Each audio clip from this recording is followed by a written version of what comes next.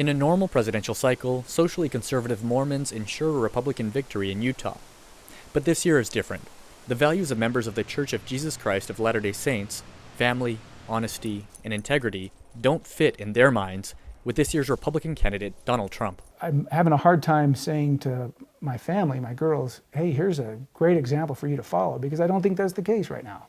There was never a time where I thought, I think I'm going to vote for him. It was always, well, I'll learn more about him and find out. But the more I learned more about him and the more he spoke.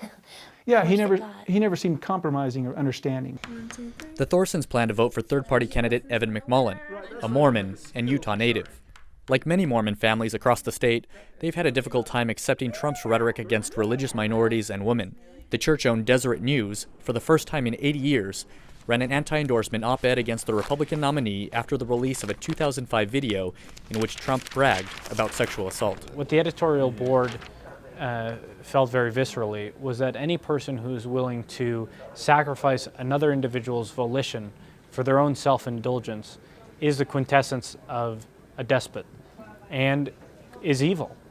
And I think we felt strongly that we need to speak out as what we saw as a moral issue.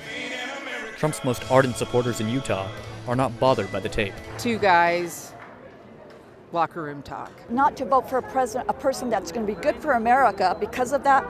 I just like, come on, people, grow up. He believes in a lot of the things that we believe in as Mormons. You know, he believes in the word of wisdom. He doesn't party. Doesn't drink alcohol. Doesn't do drugs.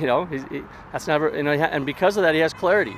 People should respect some of that. A Republican presidential candidate has not lost in the state of Utah since 1964, which would make any other outcome historic.